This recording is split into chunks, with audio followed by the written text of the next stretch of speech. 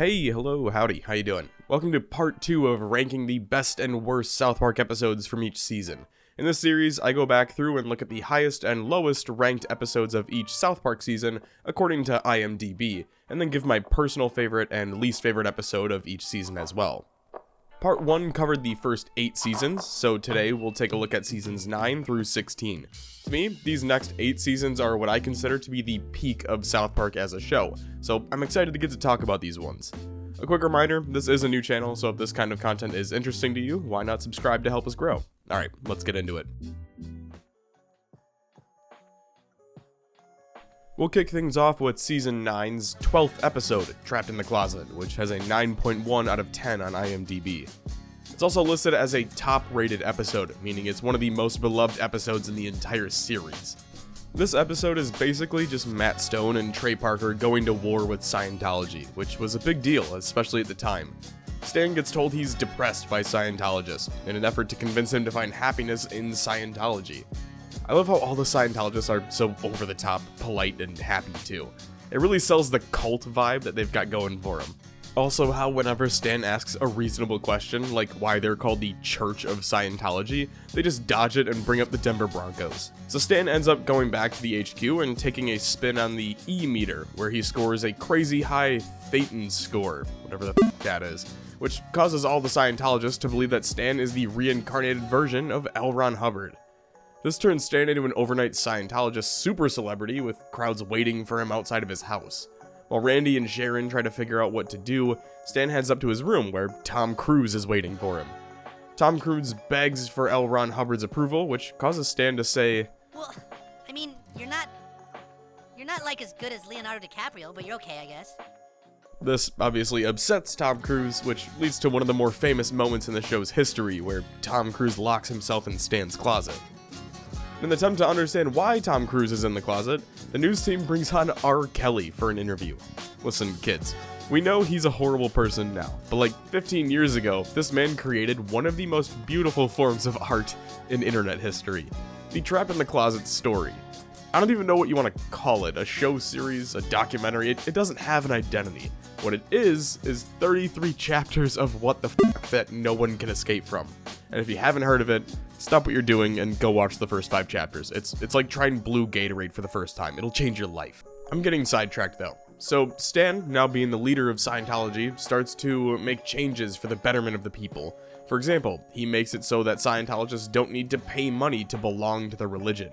This blows the whole operation wide open, as it's revealed that the leaders of the org don't believe in any of this crap, and we're just using Stan as a way to make millions off of people stupid enough to believe that Stan was the second coming of L. Ron Hubbard. Having them pay you for it, stupid!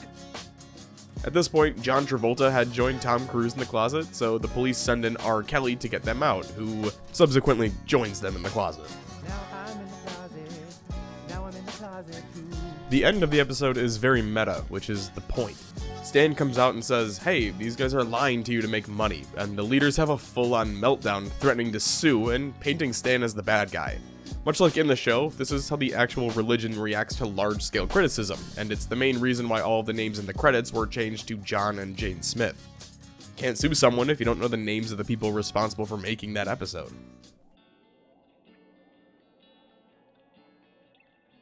Following up the best episode of the season, we have the worst. Episode 3, Wing. The premise of the episode is simple. The boys want to get rich by doing as little work as possible, don't we all? So they decide to start a talent agency. It starts off simple enough. Their friend Token wins the Colorado Child Star Contest.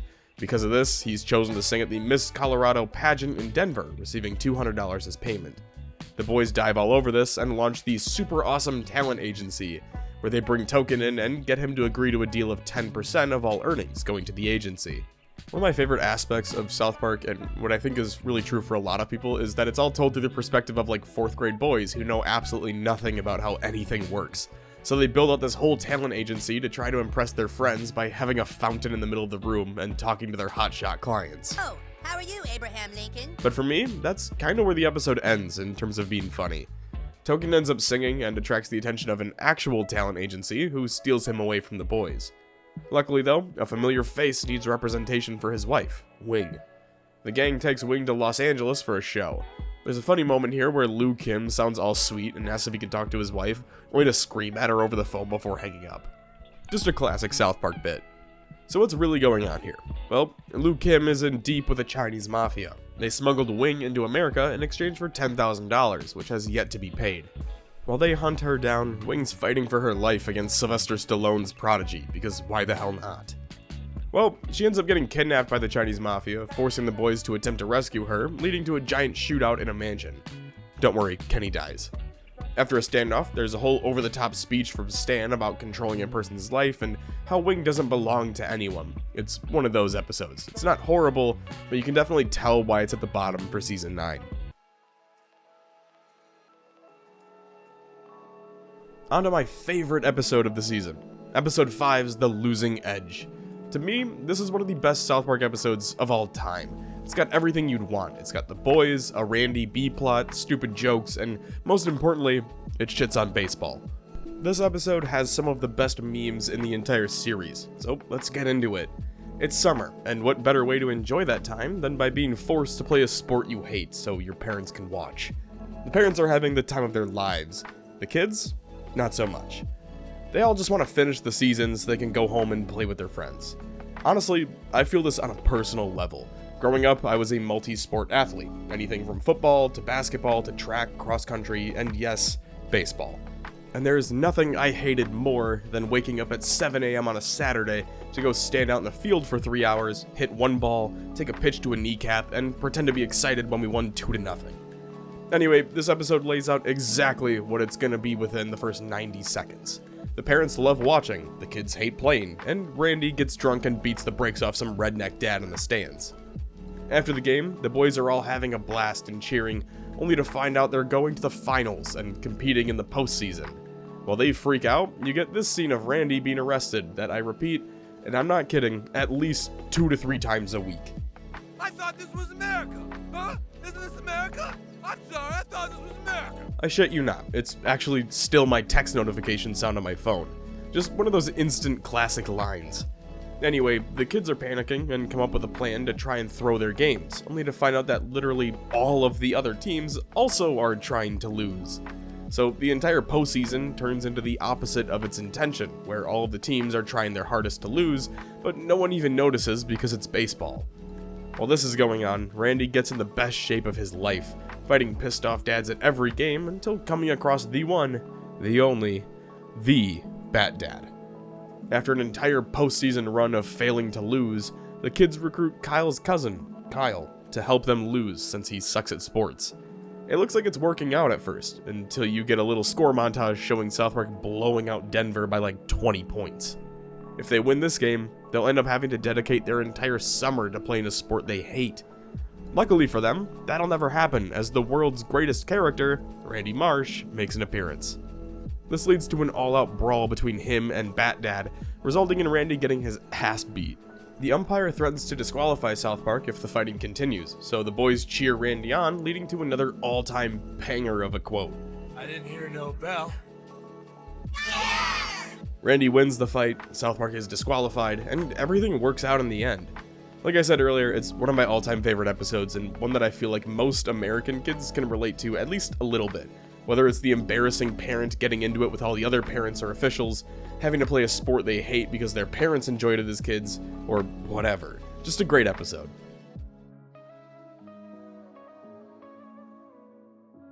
Now, on to my least favorite episode, and one that I'm not really going to spend too much time on because it just feels weird to talk about to me. Episode 7, Erection Day. Like I said, this one's a bit weird. It's entirely centered around Jimmy Valmer, the cripple comedian. There's a talent show coming up, and he's ready to dominate it. But there's just one problem. He can't stop getting random boners in class.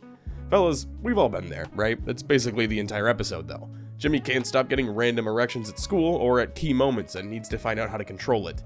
He tries everything from Cartman acting as a wingman for him to get laid, to just outright trying to hire a hooker, which is a bit off-putting when you consider the fact that, he's in 4th grade, but whatever. It's got some funny bits in it, like it's still a South Park episode, but for me personally, it's on the lower end. I don't necessarily skip it if it's on, but it's not really one I go out of my way to watch, if you feel me.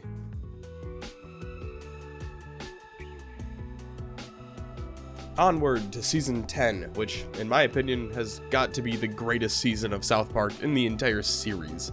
I'm gonna read you some of the episodes in the season. You ready?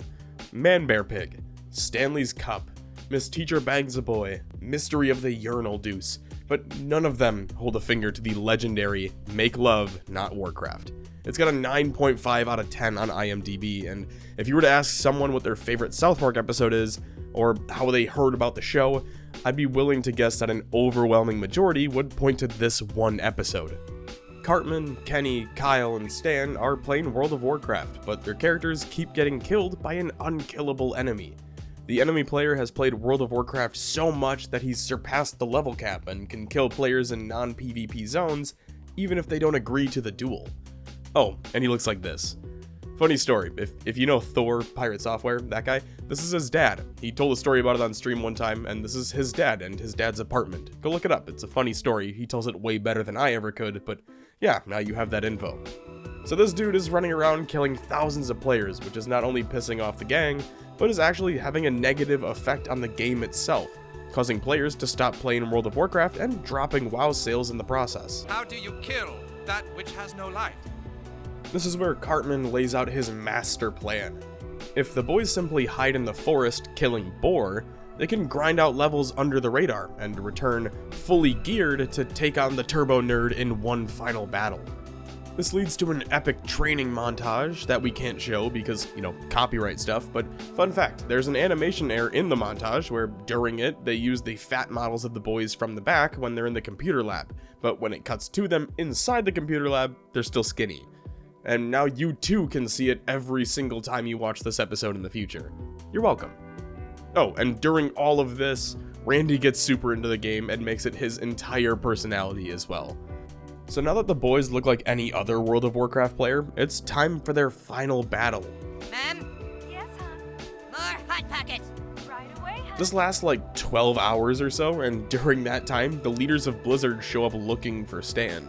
When they can't find him, they give Randy the Sword of 1,000 Truths. There's a whole prophecy about the sword, and it's sacred to the point where the devs don't even speak of it. Basically, it does a shit ton of DPS and has instant mana burn. So Randy's now got this sword, and he has to get it to Stan. Back to the boys real quick, they've got an S-tier gaming setup going on. I would have killed for this as a kid. There's this hilariously disgusting moment here too, where Cartman has diarrhea again, and calls his mom down, who brings one of those hospital toilet things for him to shit in. Yeah. So Randy finally makes it to Stan, and as Stan walks him through the trading menu, the Turbo Nerd sees them and kills Randy, but not before the trade is completed. Equipped with the Sword of 1,000 Truths, the boys kill the nerd, saving the World of Warcraft. At the time this episode released, both World of Warcraft and South Park were at the top of their games. This was just before Burning Crusade, and WoW was one of, if not already, the biggest MMO ever created, and South Park was pulling in over 3 million viewers per episode on Comedy Central alone. So when this episode came out, it was a massive collaboration that no one saw coming. On to the lowest rated episode in the season, A Million Little Fibers, coming in at a measly 6.2 out of 10. The story's target is Oprah, and how she used to have guests on her show just to participate in that tried and true gotcha journalism that middle-aged housewives love to watch. Towley is at an all-time low.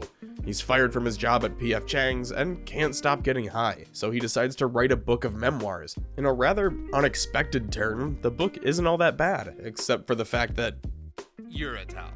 because of this, Towley gets a little high and edits his book, changing towel for person and making the biography out as if he was just a normal human being and not, in fact, a towel. He sends it back in and the publishers love it. So, on to the big holdup of the episode. Towley's first appearance on Oprah goes really well when the book takes off and everyone's happy. Well, almost everyone. Except for Oprah's vag. I'm not even kidding. It's sentient, and so is her asshole for some reason, because why not? They're jealous because they don't get any attention anymore, their words, not mine, so they expose Towley to some journalists. So Oprah ends up calling out Towley on her show, but when it's revealed that she'll be working more than ever, her crotch pulls out a gun and takes everyone hostage.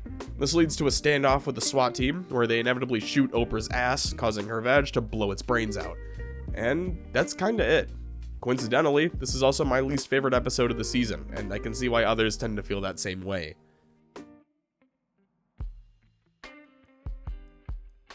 Now, normally, I would have also agreed that Make Love Not Warcraft is my personal favorite of Season 10, but this season is so damn good that I figured it deserves 2 spotlights. So my personal favorite is gonna be Miss Teacher Bangs a Boy, for the sole purpose of Cartman turning into Dog the Bounty Hunter.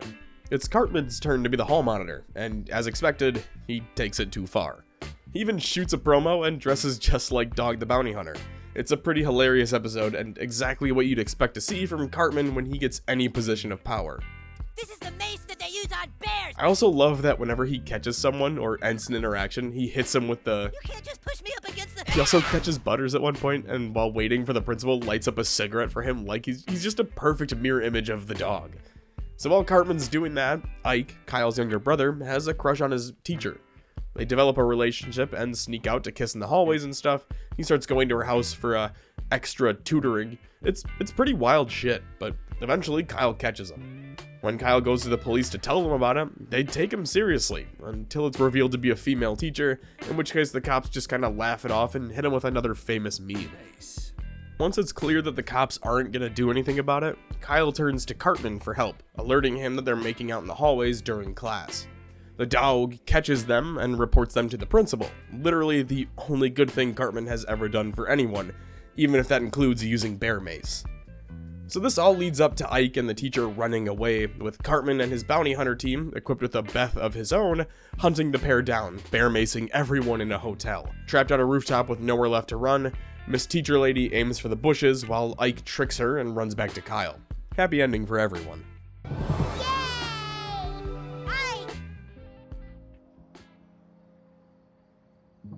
Season 11 is a close second for me for best South Park season of all time.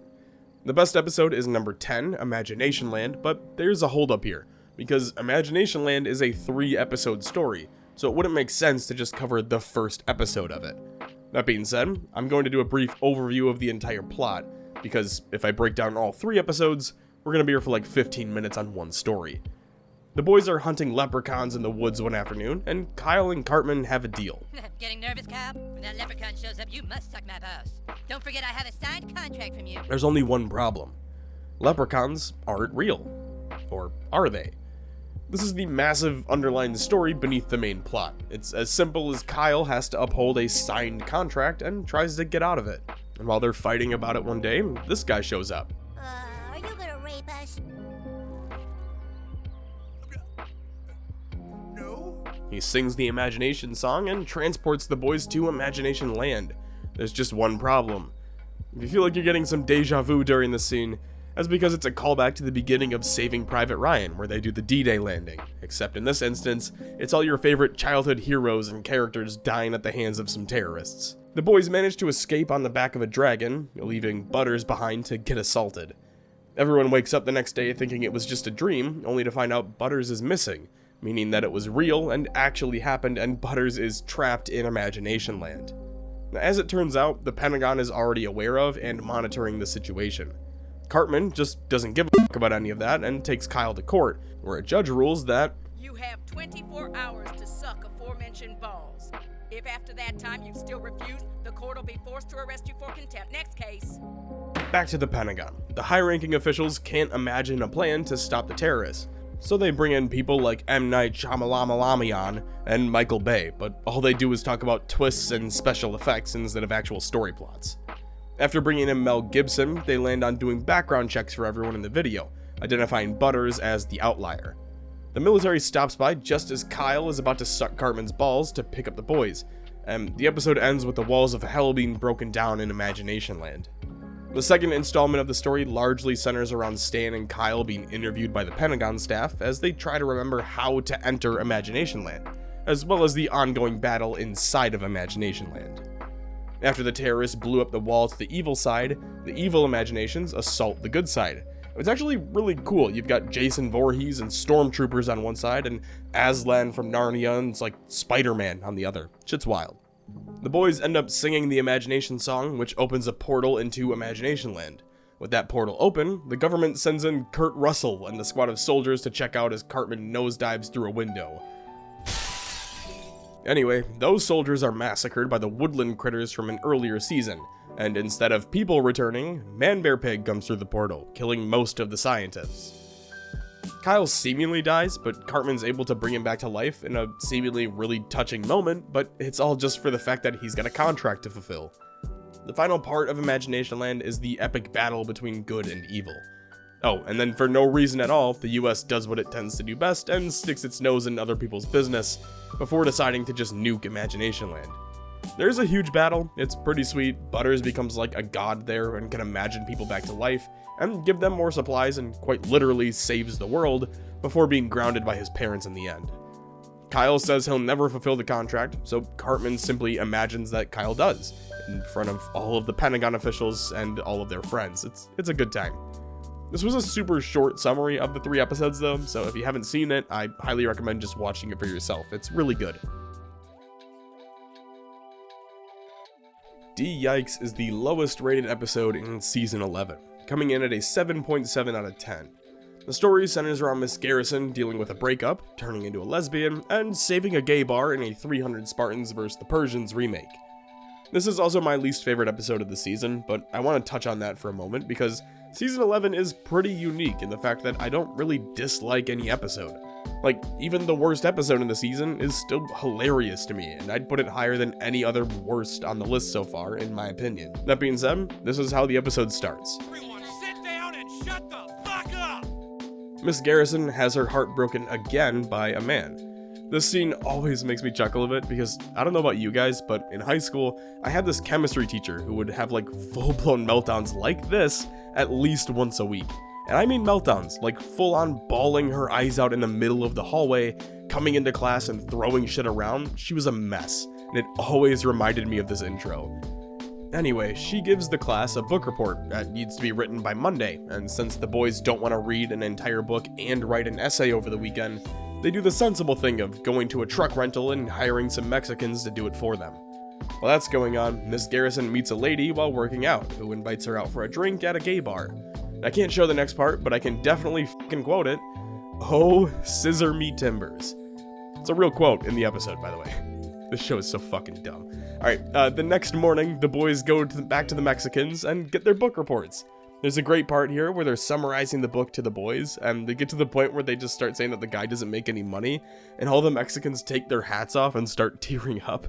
But then when it's time to hand over the essays, it turns out the Mexicans were actually writing to their essays, not the actual report. Luckily, it doesn't matter because Miss Garrison is in a much better mood and tells the kids about Lesbos, the new bar she's going to. Later that night, it's revealed that the owners are selling the bar to the Persians. They even send in an emissary to deal with the pissed off Lesbos. Much like the movie 300, Miss Garrison does the Spartan kick of death right in the dick. This leads to an epic standoff between the lesbians and the Persians. This part always makes me laugh. So they're all standing out front, right? And Miss Garrison just yells, Lesbos! Positions! and they let out this battle cry and get into this weird defensive stance. Eventually, the Persians get tired and want to go shopping for new sunglasses, so they leave, and this leads to Xerxes making an appearance on a gold Hummer and wearing Gucci accessories that only a Persian would think was cool. It's clear that this plan of simply standing in front of the building isn't going to be a long-term solution, so the girls hire these same Mexicans that the boys used, having them go undercover to gather info on Xerxes. Miss Garrison ends up meeting with Xerxes, where it's revealed that Xerxes is actually a woman, and they end up scissoring, saving Lesbos in the process.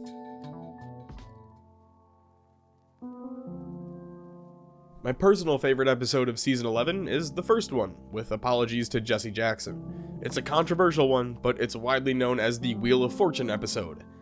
Yeah, that one. It does what South Park does best, which is tackles a serious topic by poking fun at it and both sides of the fight. Randy says the N-word on Wheel of Fortune, thinking he was gonna win $20,000.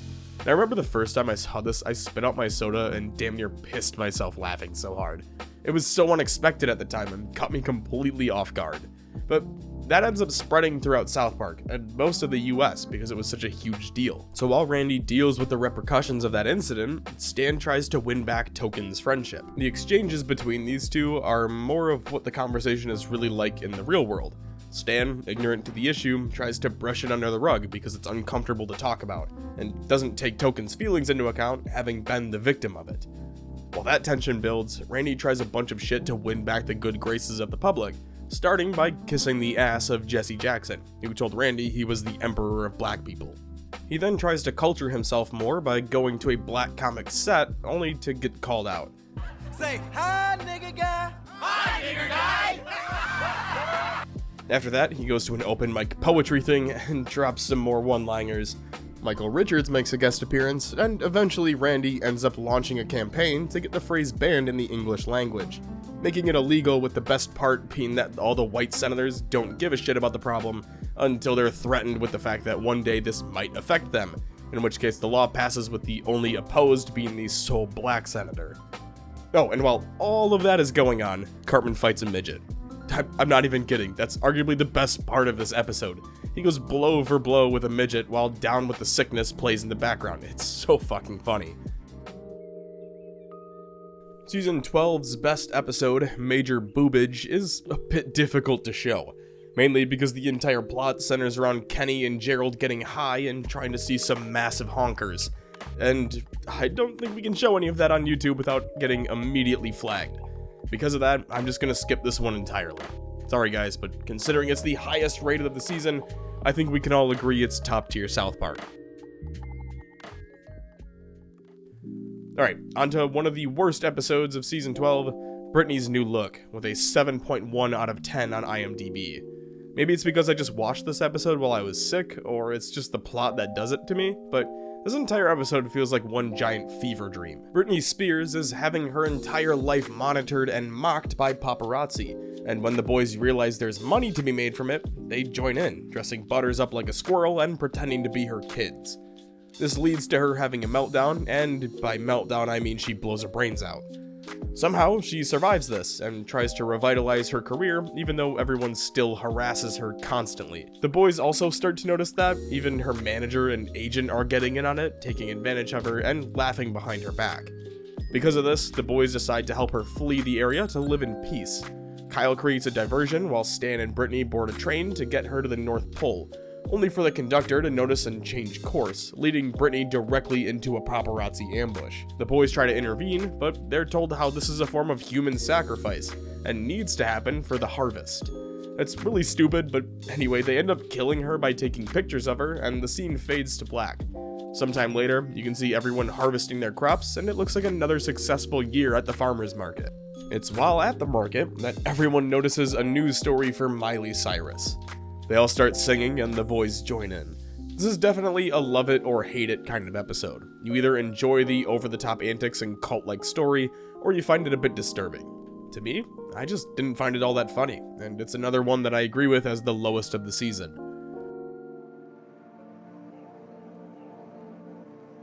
Now onto my favorite episode of the season, and really one of my favorites of the entire series, Overlogging. This episode opens on a normal night in South Park. Everyone's online, and Sharon kicks them off, including Randy, who uses his final few minutes to crank one out. The next morning, however, they all see this error. And it's not just the Marshes either. They go to the Bravlovskys, only to find out that they also don't have any internet. As it turns out, the entire town of South Park, and really most of the US, has no internet.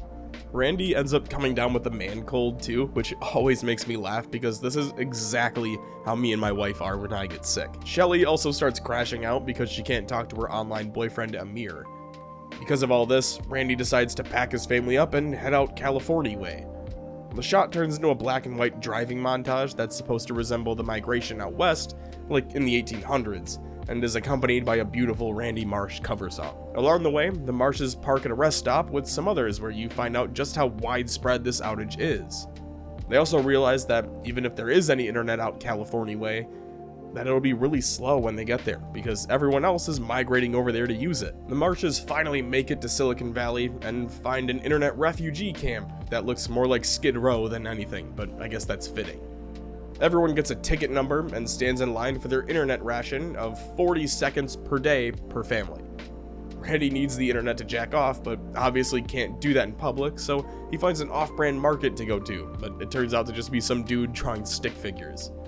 While all that's going on, the government tries to communicate with the internet. And it's exactly how I imagine old people did basic troubleshooting in the early 2000s. Hell, they even fire a warning shot at it to try and get its attention. Alright, back to Randy, who finds out where they're holding the computer during the night and breaks in, only to be slimed with ectoplasm from a spooky ghost. As all seems lost, Kyle flies out to the internet and successfully solves the problem by simply unplugging and replugging in the router, restoring the internet to the entire US. While everyone is celebrating, there's a really awkward exchange where Shelly meets her online boyfriend in person, and they just kind of stand there for a bit in silence before being like, well, I'll email you when I get home, and then they leave.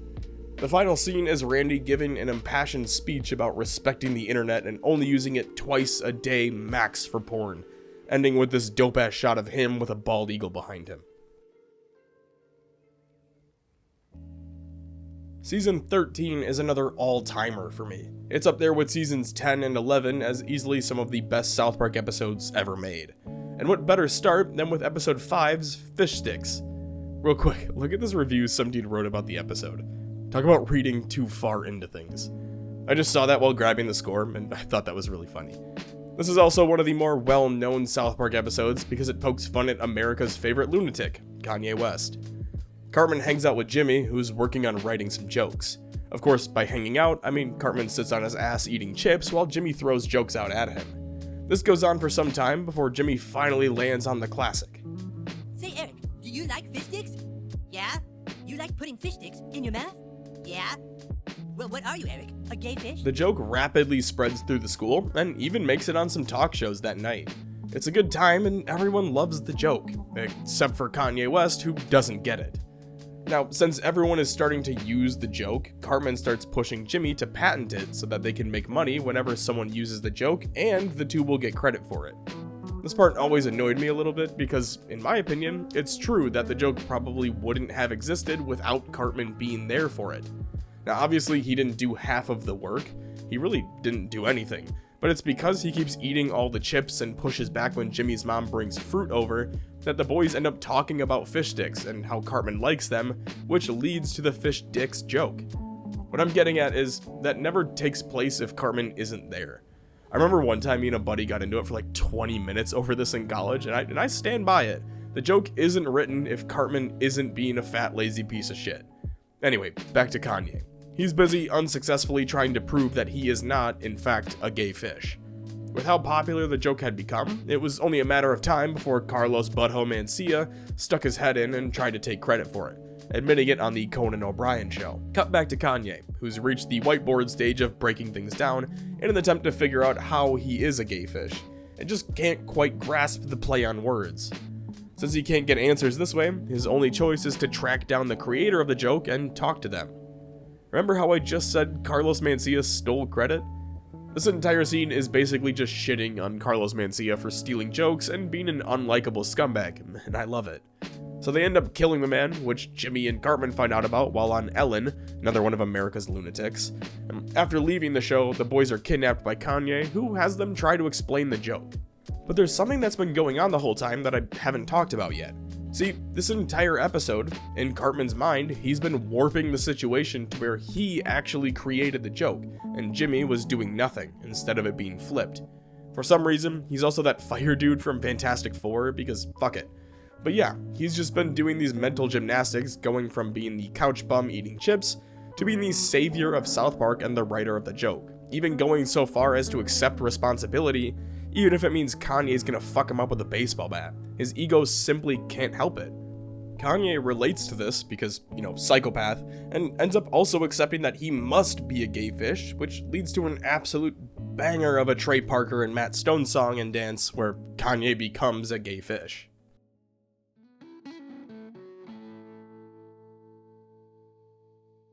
The worst episode of Season 13 is Episode 4's Eat, Pray, Queef, with a 6.5 out of 10. This is another one where I don't think I can really show all that much of, just because of the content that's being displayed. And listen, if you're sitting there going, how the fuck can you show something like Scott Tenorman Must Die, but not clips from Eat, Pray, Queef? I wholeheartedly agree. It's fucking stupid, but I don't make the rules.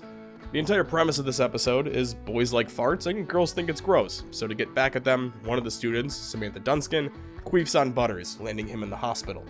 Honestly, I think the episode has a ton of funny moments, like how all the male adults are so grossed out that they cancel everything and call an emergency parents meeting and end up getting the Queef sisters, basically just Terrence and Phillip but for chicks, taken off air. The episode still stays true to the fact that it's a Terrence and Phillip episode, and those all tend to do horribly on IMDb compared to normal South Park episodes. Oh, there's also a whole scene with Martha Stewart that I definitely can't show, where she blows a confetti queef, which is a sentence I never thought I'd say out loud before. But yeah, the entire episode is farts and queef jokes, and maybe it's just because I have the maturity of a toddler, but I think it holds up. Like, there's this scene where the family is eating at the table, and in a normal setting, you'd probably have the exchange with the father and son farting at the table and laughing about it, with the mother and daughter being annoyed. But in this instance, it's flipped, where it's Sharon and Shelly doing it, and Stan and Randy becoming increasingly upset. The episode delves into the greater moral lesson standpoint thing, where it's like women always have to work twice as hard to prove themselves, but it doesn't really land because, we're talking about queefing. For my personal favorite, I was torn between whale whores, the F word, Margaritaville, and WTF. But WTF has some moments that me and my friends still reference, so I decided to do that. Well, that, and I can't go over the contents of the F word without getting cancelled. After going to their first WWE event, the boys get super into wrestling, but like WWE wrestling, not competitive wrestling. They get the two confused and join the school's wrestling team before walking out after coming to the realization that wrestling is gay. After quitting the team, the boys work together to put on their own WWE-inspired wrestling show in their backyard, and it kinda takes off. Mainly because all the rednecks in town believe the characters are real. Like, Cartman's character is just addicted to getting abortions, and Stan's character fought in Nam, and it cuts to the rednecks and dude just goes, That kid was in Nam? Man, that's incredible. The show continues growing to the point where it's a full-on arena with bleachers seating, and even get an El Pollo Loco appearance. So while all of that's unfolding, the wrestling teacher ends up losing his job because everyone thinks the boys are doing is real wrestling and that competitive wrestling is just gay porn.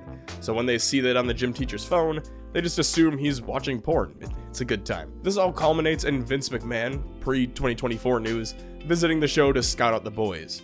Everything's going according to plan until the coach tries to blow up the place, except he misses and takes out El Pollo Loco instead. He has a meltdown at the center of the ring, and everyone thinks it's acting, which leads Vince bringing the guy into the WWE, leaving the boys to start catfighting in the ring. It's a solid episode with a ton of funny quips, but the main shtick is all the rednecks believing the characters are real and getting overly attached to them. There's so many one-liners in this episode that always make for really good callbacks with the boys, so if you haven't seen it, I'd go watch it. My least favorite episode of season 13 is The Ring. It's another one of those where it's not a bad episode by any means, but I'm not a huge fan on Kenny-centric plots, which is exactly what this one is.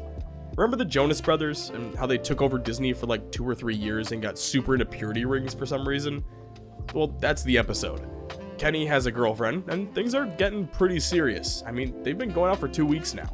There's only one problem. Your girlfriend is a notorious whore.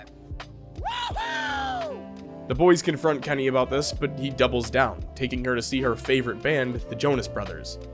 This is a little weird to talk about because they're like 4th and 5th graders, so I'm just gonna kinda outline the plot from now on. So the whole selling point of the Jonas Brothers is to sell sex to kids subliminally. They bring them out to the shows, get them all worked up, and then push the purity ring on them to make themselves look better. Here, let not trademarked Mickey Mouse tell it. We make the posters with little girls reaching for your junk. Then you have to wear purity rings or else Disney Company looks bad. The funny downside of this is that Kenny and his girlfriend end up buying and wearing purity rings, which turns them into like an old married couple who only have fun by hanging out with other old married couples, which I always thought was really funny. Eventually, there's a whole Mickey Disney meltdown at one of the shows, and Kenny and Tammy decide to take the rings off and head to TGI Fridays for some nefarious activities, which kills Kenny in the process. Season 14 is the most sound season across the board, and if you don't believe me, there are 4 episodes that share the highest score of 8.7.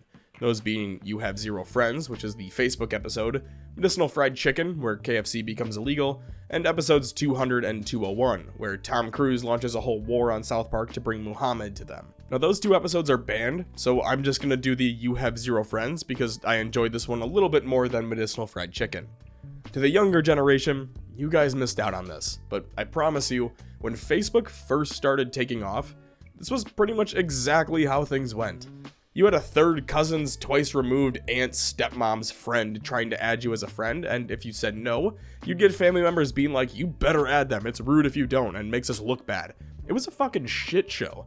And yes, Facebook was 1,000 times better than MySpace, without a doubt. Facebook had Farmville. What did MySpace have? People who Chris Hansen wanted to sit down with? In this episode, everyone except Stan is sucked into Facebook.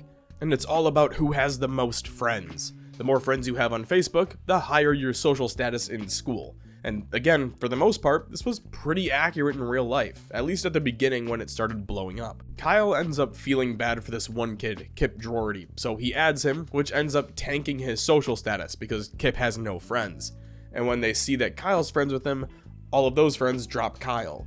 At the same time, Stan gets fed up with everyone asking him about Facebook, so he ends up joining it and dealing with the annoying spam that all of your grandparents now throw at you on the site. Stan's account ends up growing to almost 1 million friends before he tries to delete it, but his account is sentient now and ends up getting literally sucked into Facebook. Stan and his profile face off in an epic Yahtzee battle, resulting in Stan winning and returning to the real world. Having escaped, Stan sends all of his friends to Kip, sending him from a complete loser into social fame. There's also a really funny moment in the middle of the episode here, where Cartman is trying to help Kyle gain new friends, so he takes him to chat roulette, and it's just a bunch of dudes jerking off constantly. George R.R. Martin would love that site. I'd say someone should tell him, but then we never get Winds of Winter, so everyone keep your mouth shut. The worst rated episode of the season is Crippled Summer, with a 6.8 out of 10. Much like the other seasons, this is also my least favorite episode as well. Remember Towley from A Million Little Fibers? Well, thanks to the boys, he's got a job at Lake Titicaca, a summer camp for kids with physical and mental disabilities.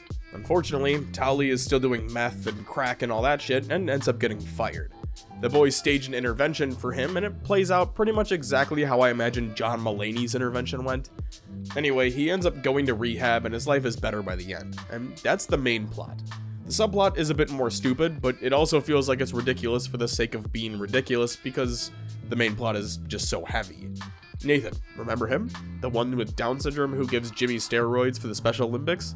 Yeah, he spends the entire time trying to kill Jimmy in order to attempt to win the camp championship. Except every plan backfires, with Nathan being on the receiving end of things like getting Cosby'd by a shark, getting blown up by C4, shot by Indians with bows and arrows, and bitten by a black mamba, shout out Kobe. It's an odd entry and doesn't really fit with the other episodes in the season, making it pretty clearly the worst of the group.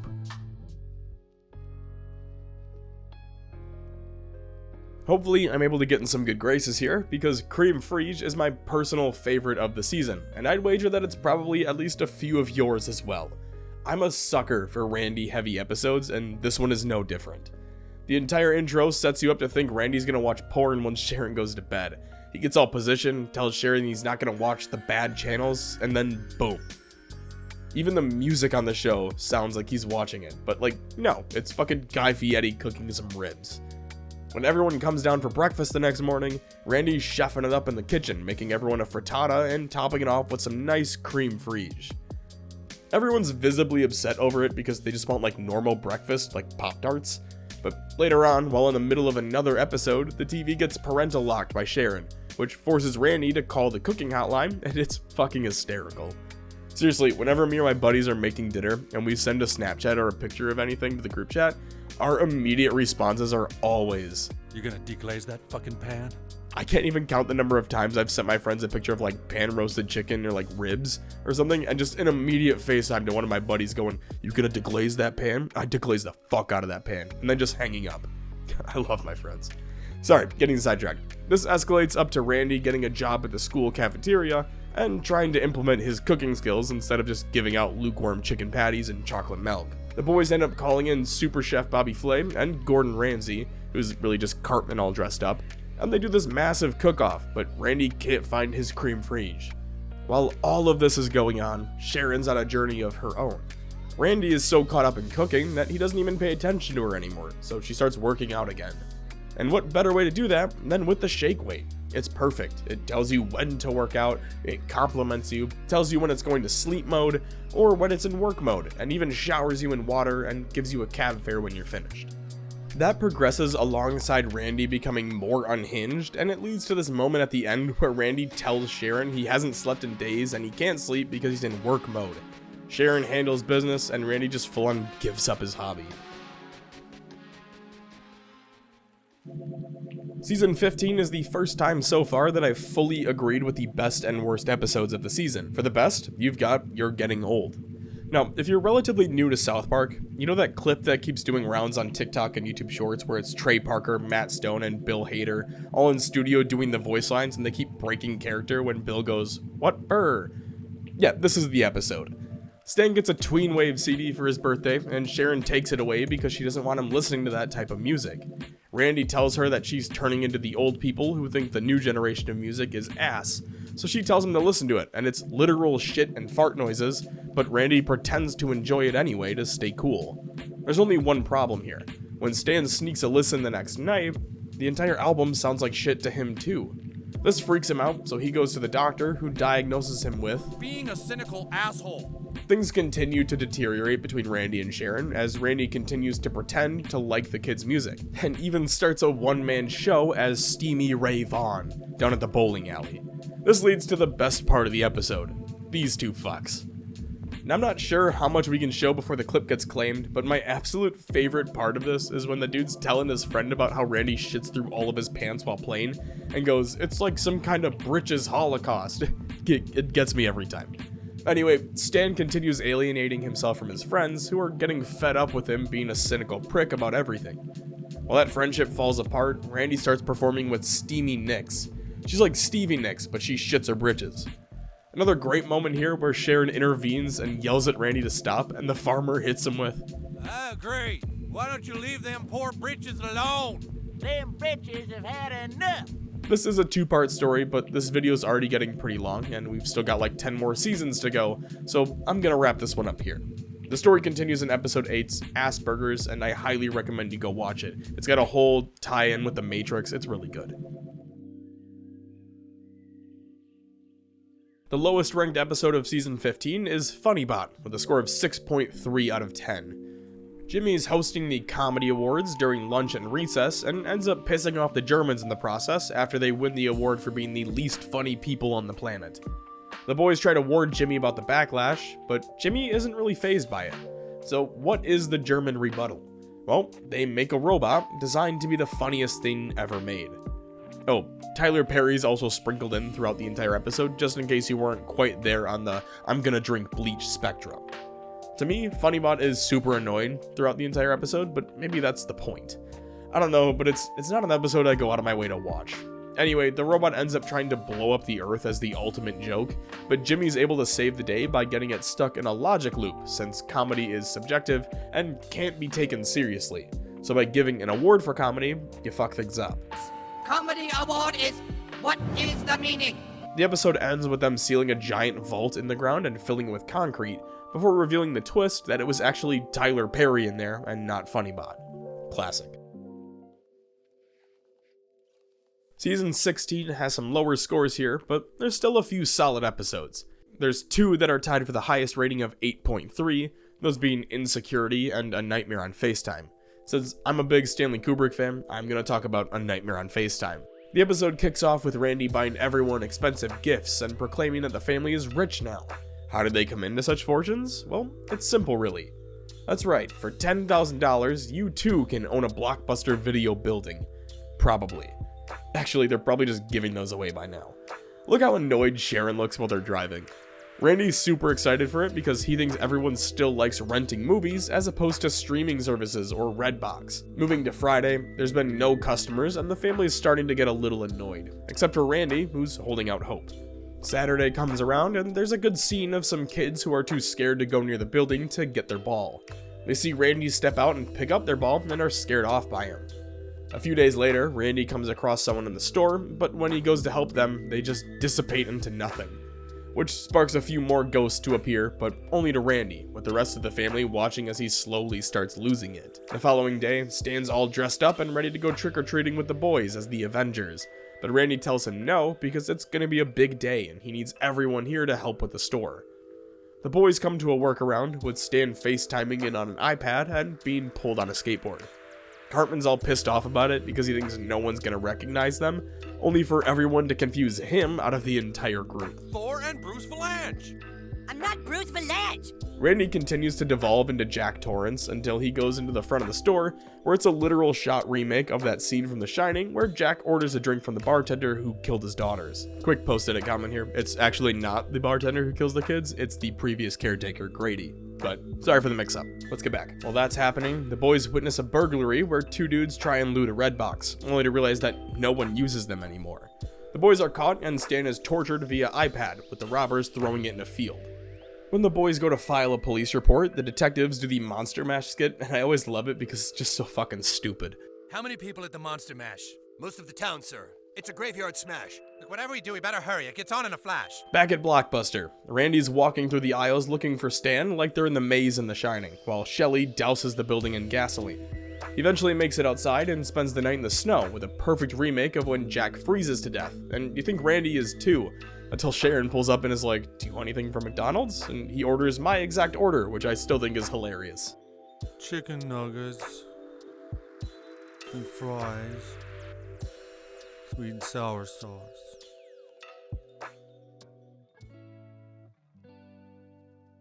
Going Native is the lowest ranked episode this season, coming in at a 6.7 out of 10, and looking at it, I think the only reason it's ranked so low is because it's not focused on the boys, but instead, really just Butters and Kenny. Butters is PMSing or something and freaking out at all the guys. He even lashes out at his parents, to which they say he's reached the age of Panua, which literally just means to widen, so do with that info what you will. It's revealed here that Butters is actually from Hawaii. Kind of. He was born there, and his parents moved to South Park just before he started preschool, and now it's time for him to go back to his roots. The entire episode is set to just be white people culturally appropriating Hawaii, where they have all these timeshares there, or took a cruise or vacations there years ago, and they think that means they all live there now. There's a pretty funny moment of how they reveal it too, where the tourists are arguing about who the real natives Your are. ancestors came on an airplane 6 months ago. Our ancestors sailed here on a cruise ship 9 months ago. I also love how they have these moments of Kenny writing to Stan and Kyle and Cartman, and it's written like an 18th century traveler sending letters back home, and then it cuts to the boys and they're like, I'm a Morrow. What the fuck is wrong with Kenny? I was trying to think of like what the vibes for this were, and I don't know how many of you guys remember this account, but the old Civil War Andrew Luck Twitter account who would write tweets based on the outcomes of games but make it seem like he was writing to his mom during the Civil War, and it just feels exactly like that. Anyway, all the natives are freaking out because they're gonna lose their rewards membership program, or something like that, so they retaliate by launching golf balls and bocce balls at a cruise ship, with Butters landing a perfect shot and actually sinking the entire thing. Because of this, the US Coast Guard shows up and forms a blockade, stopping the import of the precious Chi-Chis, as well as returning fire on the golfers. This is where Kenny shows up, having been swept away in a current earlier in the episode, but he finds like Elvis's old abandoned house or something, and it's loaded with vodka and stuff for Chi-Chis. With all the natives completely loaded, they say they'll keep fighting, so the Coast Guard reinstates the rewards cards. It's a pretty stupid episode, but there's a ton of funny moments sprinkled in. And that being said, I can see why it's the lowest rated, if nothing more than it being a Butters-focused episode compared to the rest of the season. My favorite episode of season 16's gotta be Reverse Cowgirl. If one episode has stuck with me over the years, it's gotta be this one. Clyde's mom falls into the toilet after Clyde keeps leaving the seat up and ends up dying from it due to the suction created from falling into it one day. Because of this, the fucking TSA are brought in to monitor all toilets, setting up a TSA check line outside of everyone's bathrooms. These two are my favorite one-off characters in any episode because there's two TSA agents near an airport that I frequent, and guys, I'm not kidding, they're fucking identical. It's like Trey and Matt flew out of the same airport, got the same agents, and went, we need to put them in an episode. Every time I fly out of my city, I just think of these two. I don't even really care about the plot of the episode. I watch it solely for the scenes with the TSA agents. Like when Gerald comes out and they wipe him, you can call him a big boy. Or when they go, Asshole clear. Thanks. there's a lot of stuff going on in the episode though. Like TSA takes over the bathrooms, which sparks Cartman to fight back against them, even going so far as to kidnap an agent, put a baby in a bathroom with a gun, and black out a camera, which leads to a Security breach. While Cartman's fighting the good fight, the boys are trying to sue the dead using the inheritance money left behind for Clyde. The entire lawyer's setup is like one of those mediums houses that are fake haunted with like strings pulling chairs and all that, which is funny to watch, and he keeps goading them into giving more money before the actual ghost of Clyde's mom appears, and it's just like, guys, what the hell are you doing? He's a fraud. Like I said, the plot isn't all that great, but it's all the small moments and quips throughout the episode that make it a personal favorite for me. Alright, I think we'll stop here for today. Thank you all so much for watching. If you're hearing this, the final portion of this 3-part miniseries is already being written and edited, so be on the lookout for that. That'll cover the remaining 10 seasons along with the movies. As always, feel free to tell me where I fucked up and what you would have changed, and until next time, cheers.